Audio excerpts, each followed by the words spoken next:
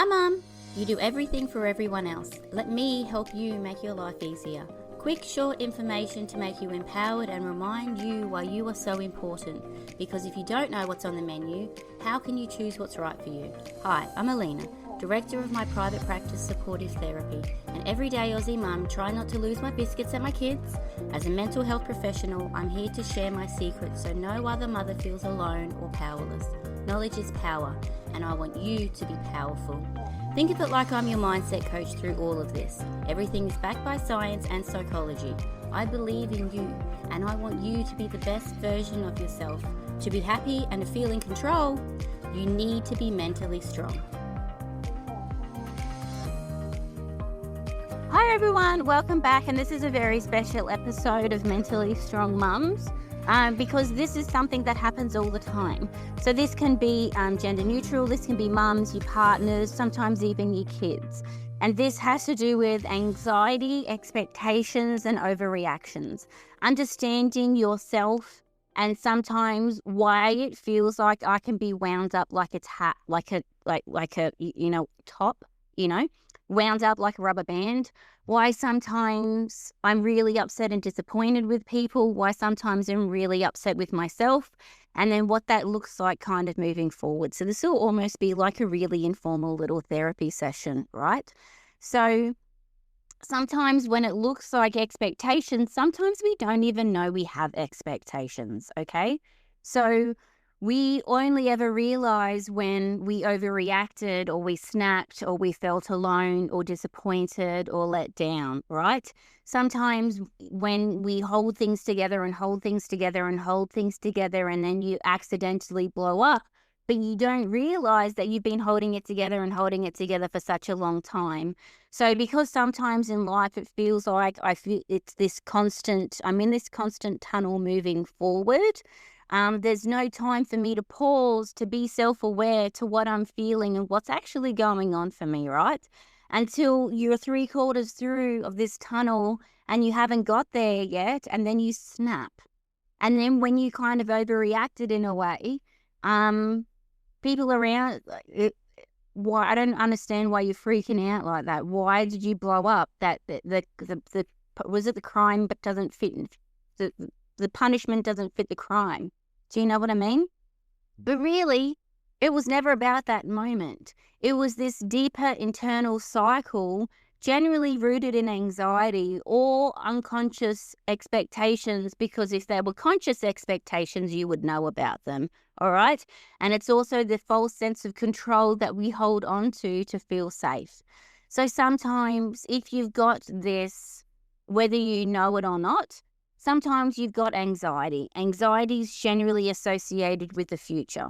So if you're already feeling stretched or overwhelmed, if it's the mental load, parenting stress, relationship stress, financial stress, combined with potentially lack of sleep, sometimes it feels like I'm holding everything together.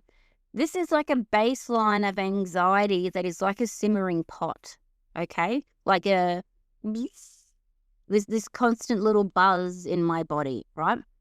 And then sometimes an unconscious expectations. So listen, anger is a symptom of a broken expectation. Anger is a symptom of a broken expectation. But if I don't know I have these expectations here, therefore they are unconscious expectations. Because if I knew they were here, they would be conscious expectations. So if I'm already buzzing on with my anxiety and I'm already about a 5 or a 6 out of 10, right?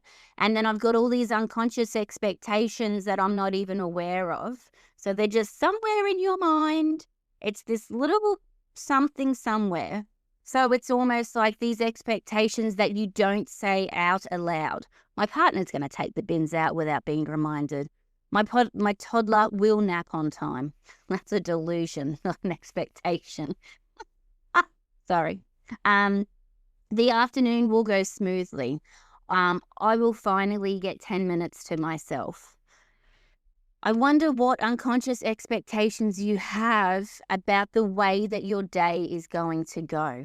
Okay, whether that be yourself, whether that be your children, whether that be your partner, sometimes about work colleagues. So I wonder if your baseline anxiety is buzzing at a 6 out of 10, and then you have these unconscious expectations about what people will do or won't do around you to support you. And then when they're broken, that's kind of the thing that tips you over into an 8 out of 10, right? So sometimes these expectations aren't unreasonable, but they're unconscious. Therefore, they're unspoken. So in that moment, I feel like I have a perceived loss of control. So when the reality doesn't match my expectation, your mind will then perceive danger, right? The control that you thought that you had, gone. And the triggers that are now here in front of you, and then just regulating your nervous system, okay? The overreaction or the blow up is because you've been hijacked by your own emotions because of all of this unconscious stuff that's happening, right? So sometimes this overreaction, and everyone overreacts differently. Sometimes we also look at it. Overreaction is a trauma response. I wonder what's triggered you. And remember, your triggers are your responsibility, not anyone else's. So when we do overreact, guilty. I'm always guilty, right? You've got to take accountability and responsibility for your own behavior and your overreactions. And then what we do, which we'll teach you soon, is almost go back in time, step by step, as to what you went through and what your perception was that led you to this overreaction, right? So when you overreact, it's actually your brain trying to regain control in the face of unpredictability. So anger, remember, is that secondary emotion. Anger is a symptom of a broken expectation. It can be disappointment or fear, or sometimes even helplessness. Sometimes it tricks you into feeling you're completely alone and you can't trust anyone. But in reality, if you just realize what your expectations were and use your words, and asked for what you need, can you please take out the bin? Would it please be okay if you could help me? Do you know what I mean? Understanding how to communicate and take accountability. Listen, I'm actually, and if we're going back to that bin scenario, listen, I just want to work as a bit of a team. I feel quite frustrated sometimes. So I felt this way when you did this thing. So please, I need this outcome. But if you don't know what you need, how can you ask for it? So in that specific scenario, when you overreacted about the bin and you cracked it, you dragged the bin out of the thing and you went it outside, and then it's kind of gone everywhere, and then you've thrown it in the wheelie bin and slammed the door, and then come back inside and your hubby's there going, you right? Do you need some help? I could have done that for you. And there's a whoosh coming out your ears. If you take accountability for how you reacted, taking a step back into reeling, I had an unconscious expectation that he would do it. He didn't do it. Therefore, that because my anxiety was already buzzing at a 6, that tipped me over, because when I looked at the bin and it still wasn't emptied, I didn't say anything, but that tipped me over until an 8. And then when I piled the last thing on top of the bin out of principle to leave it there, and then it teetered off and fell on the ground, that's when I overreacted. And that then took me at a 10, and I lost my biscuits, and then I did it, right? Overreact, have your moment, growth, okay? My bad, I'm really sorry. I think I overreacted. And hubby's like, yeah, a little bit. I've just realized that I thought we had a conversation that you were going to be able to be in control of taking out the bins. Oh yeah, well, I was getting there. I know, but the thing is though, I want to work as a team and I want a partnership. And I feel like if I have to ask you all the time and I nag you, I then become your mum. And I don't want another child. I want my man, and I want you to lead, and I want you to be a partner with me. And It's like, I just want some help in this house. Oh, babe, I didn't realize you've. Oh, of course. I would love to do that for you. Thanks. I would really like, thanks, hubby. Do you know what I mean? And the last episode we were talking about rupture and repair. So when you overreact, whether it be to your hubby or your kids or your work colleagues or your parents or your in-laws, being able to take accountability and understanding why you did what you did, and then having an emotionally mature conversation about it, as well as understanding your needs and then asking for your needs. I felt this way when you did this thing, so I need this outcome. So that's a really good template to use, because otherwise, if you don't resolve your overreaction, you then sometimes slip into that shame and then regret. You're embarrassed. It's not who you want to be. You think that you're better than that. And then people see you, they can then use it against you. And so then it becomes this awful cycle.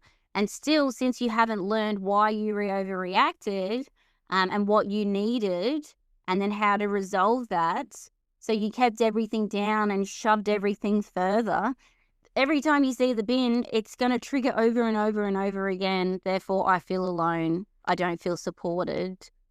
Do you know, when really, if you just had a mature conversation about it, which is your expectations?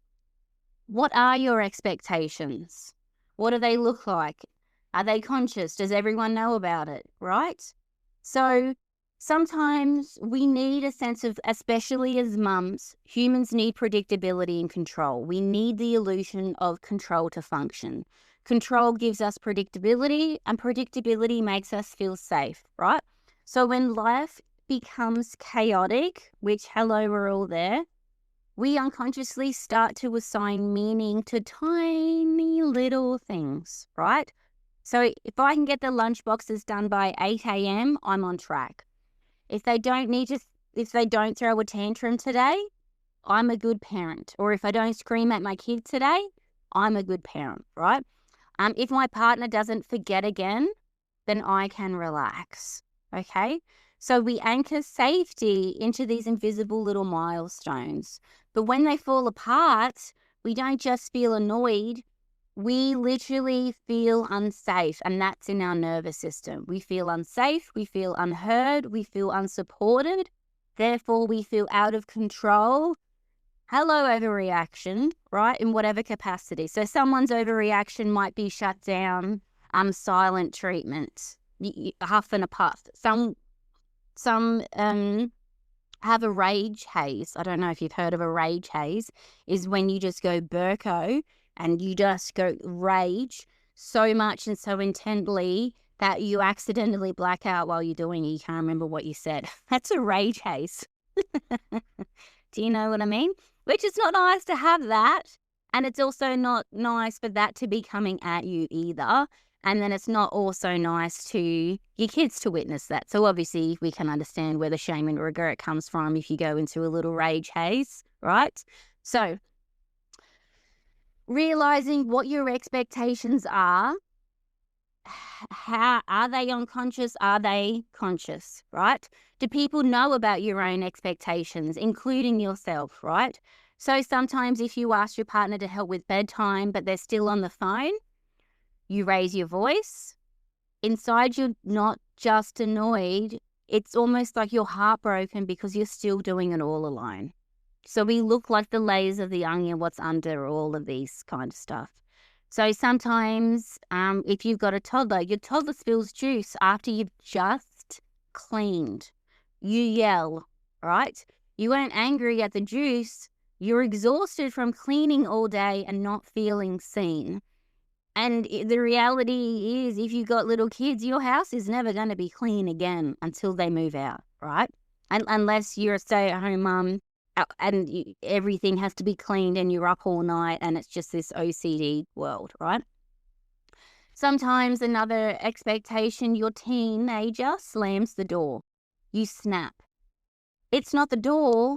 It's the fear that you're losing connection and you don't know how to fix it. That one hits home, right? But in every case, the reaction doesn't match the moment because it's carrying the weight of 10 other unmet needs underneath. All these expectations that you have, or the fears that you have, or the loss of control, right? So remember, if you did overreact in some way, you've almost got to retrace your steps. Pausing that pattern. So the moment when you felt the surge rising, take a breath, right? Ask yourself, what did I expect to happen?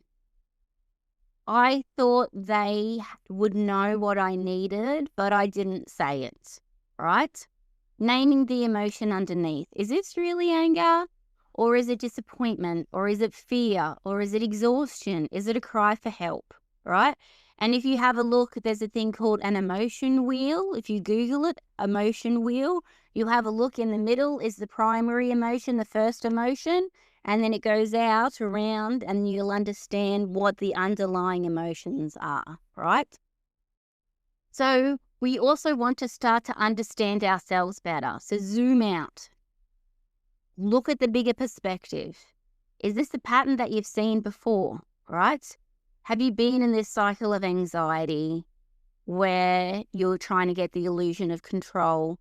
You have unconscious expectations, and then broken expectations lead to anger, right?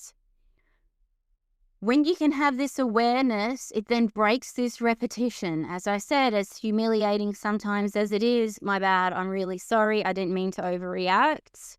Are you okay? All right? I do it all the time with my kids, especially in the morning when I'm trying to get into the car and I lose my biscuits. You know, I'm getting better at it, and so are they.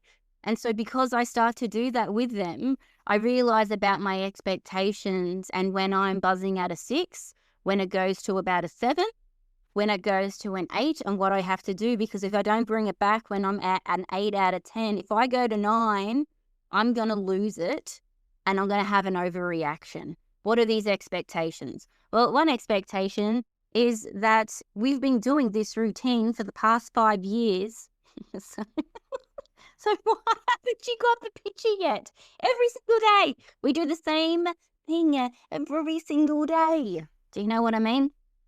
When really we look at the bigger picture, I'm meant to be the leader. I'm the captain of the ship. Maybe it's my fault for not leading well. And how can I do things and change things to be able to get the minions to follow me? You know, Guru, I'll be Guru and they can be my minions, right? So instead of assuming or hoping that someone will just get it, they don't get it. I'm feeling, use your words, I'm feeling really overwhelmed. I just need a hand, please. I just need a partner. You know what? I don't really need a cuddle. Can you please cuddle? Do you know what I mean? I was hoping for some rest today. I feel like I'm burnout. Can we tag team better? So sometimes if you do say things to your partner like, I was just hoping for some rest today, sometimes that might trigger your partner a tit for tat mentality. Yeah, well, I'm tired too. Okay, I haven't finished my sentence. I was going to say, can we tag team? So can you look after him here while I have a nap, and then we swap and then you can have a nap? It's not a competition, bro, you know? Realizing as well, another sentence you can use is, you know what, it's really hard when I have expectations and I don't even realize that I've made them. I'm really sorry. Do you know? Because once you can start doing this and using this language, your kids will follow you and use this language as well.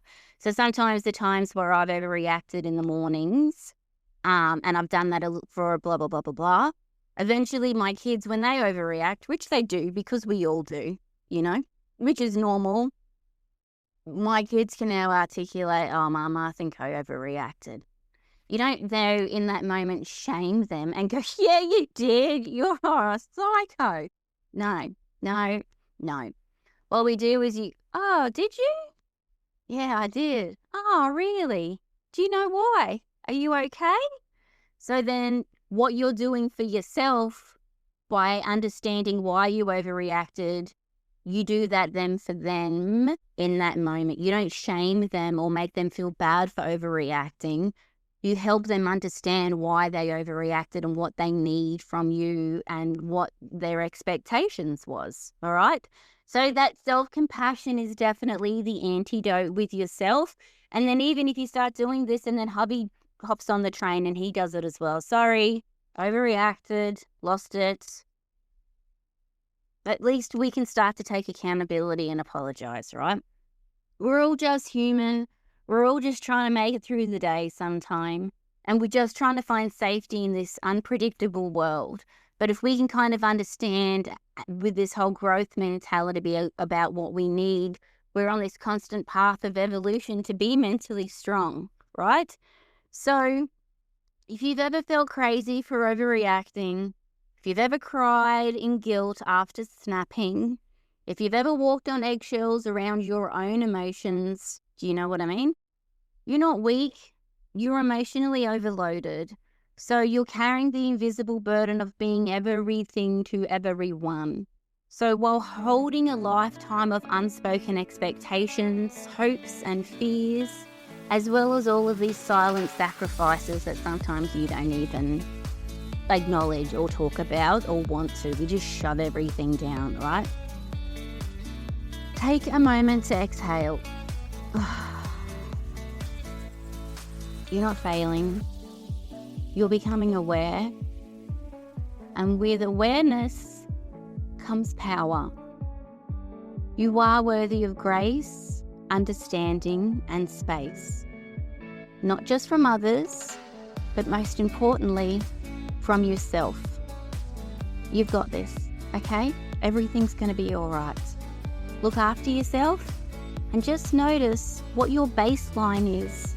So the very first thing we spoke about was baseline. So I wonder what your baseline is in terms of that anxiety. Out of 10, is it a 4? Or do you generally buzz at a 6 out of 10? On a day-to-day basis, if you were to do an experiment with yourself, maybe just out of curiosity this week, notice what your baseline anxiety is. Is it a 3 out of 10? Is it a 5 out of 10? Is it a 7 out of 10? And then if it's a 7 out of 10, it's not going to take a lot for you to reach 10. If you're a 3 out of 10, it's going to take a lot longer. All right? So this is just about being more self-aware and being the best version of you in this world. All right, mums, look after yourself. Bye.